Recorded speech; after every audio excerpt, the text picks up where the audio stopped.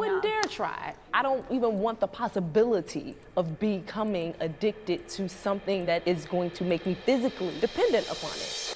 Well, I've been watching this before. Pro drugs? Wait, no, hold on, guys. This looks pretty good though. What does it mean, pro drugs? Like medicine? Pro recreational and oh no. Guys, this looks pretty good. This looks pretty good. My name is Kayla and I'm a recovery advocate. Hi, my name is Chris and I'm a cannabis advocate. Hi, my name is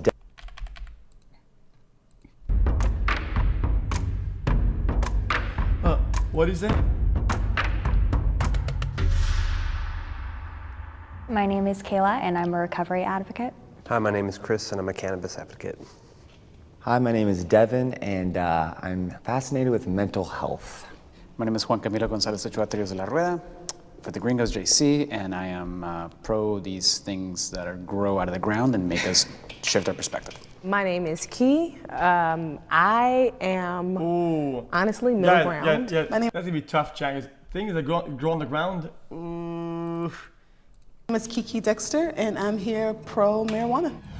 I mean, some of them are poisonous, but it's fine. The statement is, I or someone I love has been addicted to drugs. So my sister went to rehab for this goes both, guys. This goes both for mental and physical though. extensive drugs usage. It affected her life very heavily and was in rehab, cost my parents a lot of time, energy, money, and just emotional draining for the whole family. My dad is a very adamantly recovering heroin addict. I think he first got addicted when he was like 20, 21. It was the influx of drugs into the cities in the 80s. It still affects his life. I had a physical dependence on prescription anti-anxiety medication, Klonopin specifically, for like 7 years. I went to treatment like 3 years ago and eventually found my way back. I would consider myself sober. I've been sober for like 2.5 years. Alcohol played a big role. I wanted to ask the spicy questions. In my life. I did notice going into my 20s that the pattern, that I do have a propensity to want to get fucked up. Now I don't smoke, I don't drink, or at least I like when it gets spicy. my intention. But Recreational drug. People often become Kim.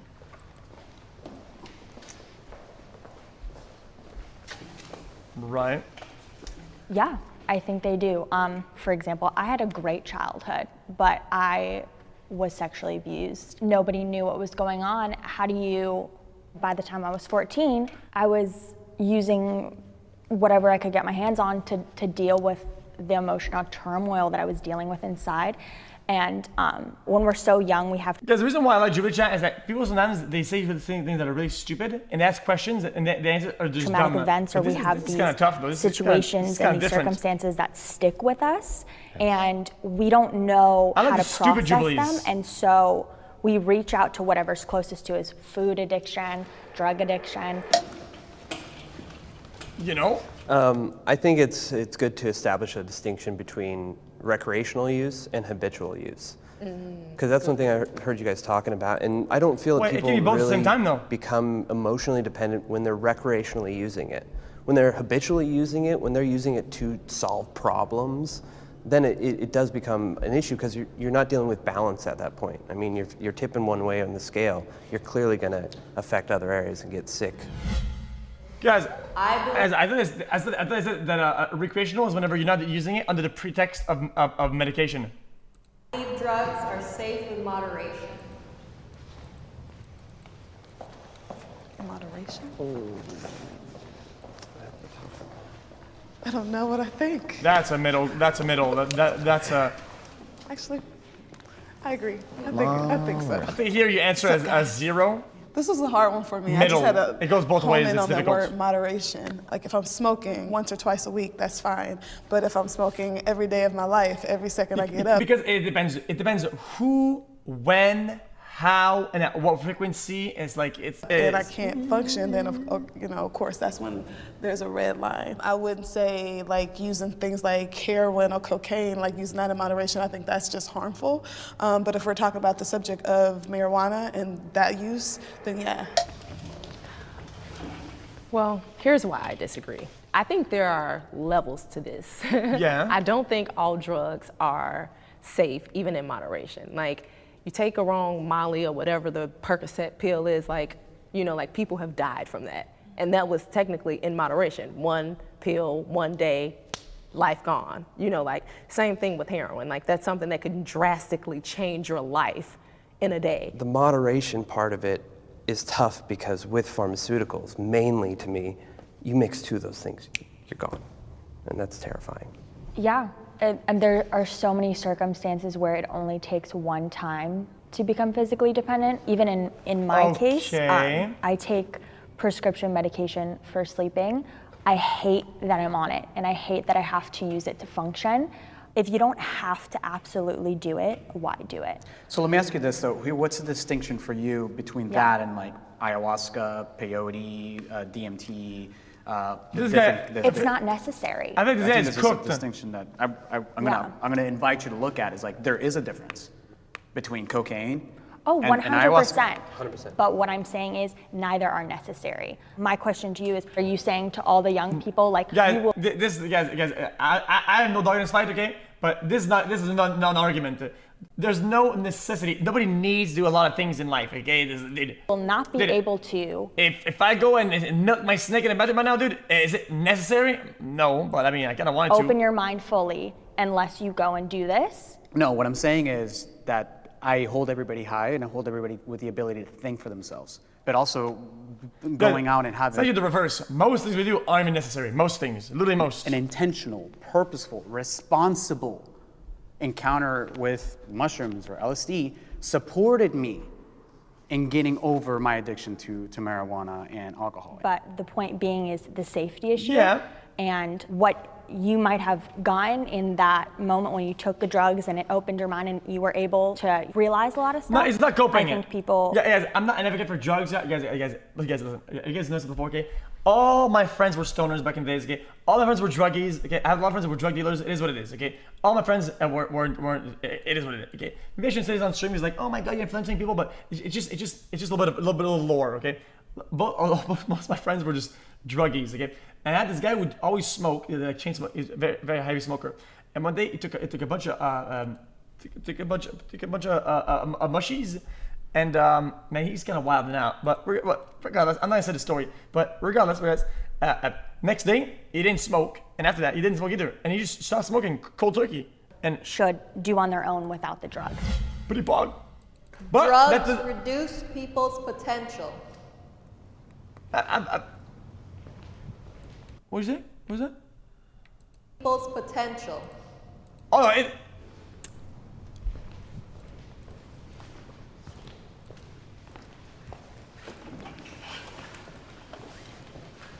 I think even with psychedelic drugs, to the point earlier, even if they are opening your mind up, that's really not your potential.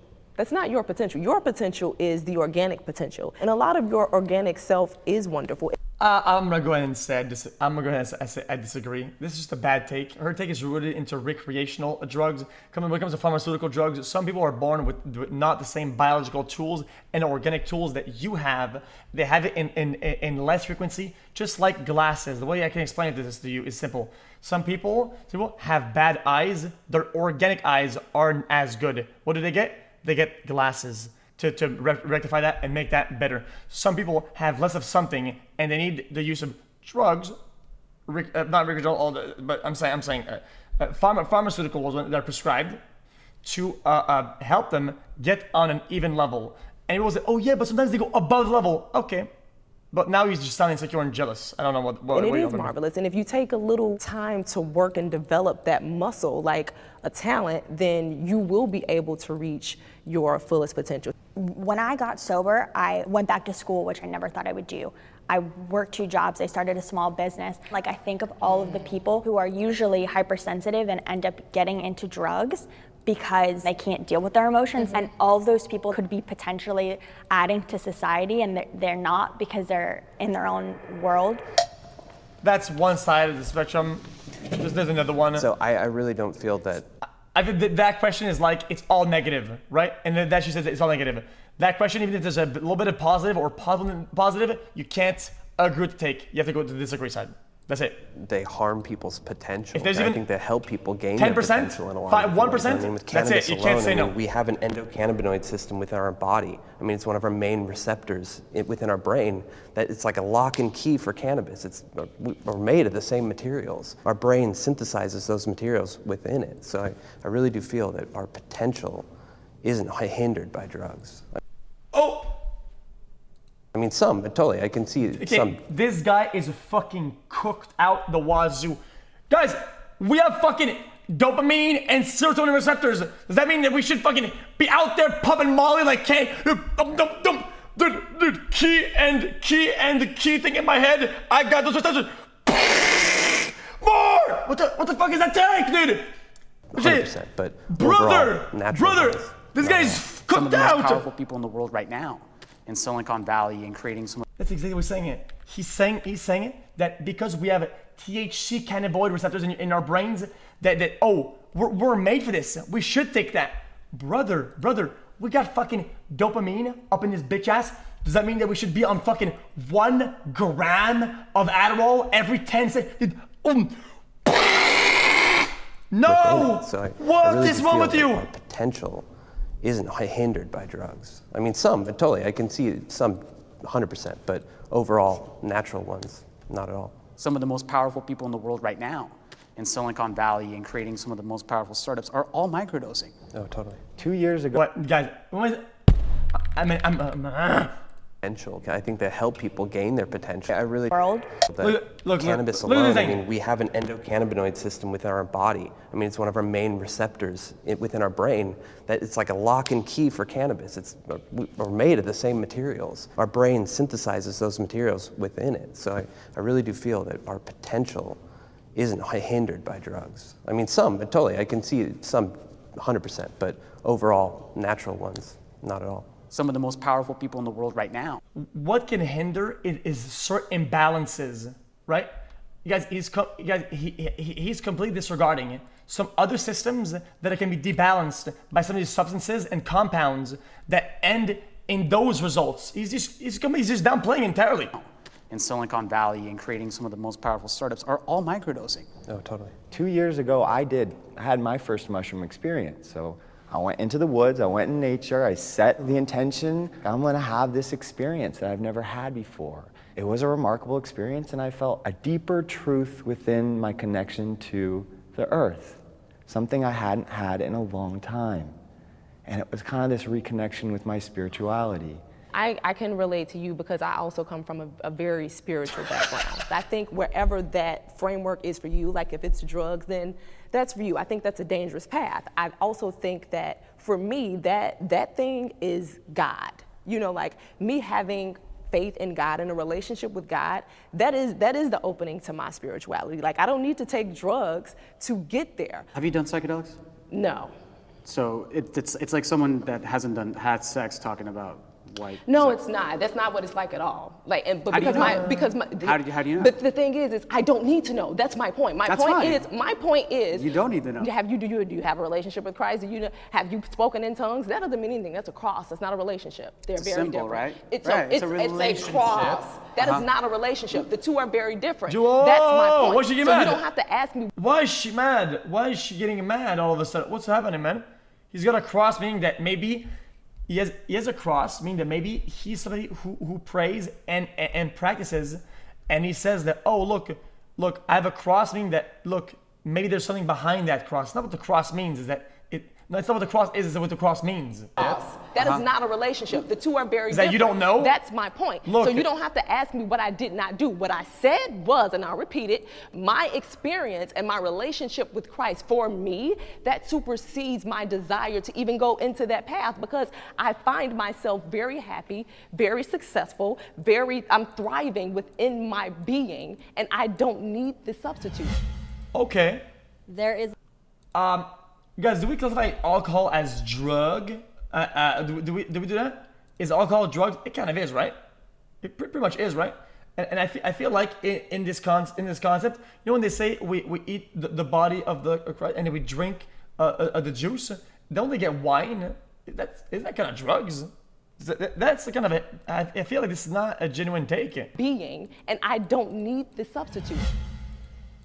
There is a lot of false information. And I think that we're going to talk about the harmfulness of some substances.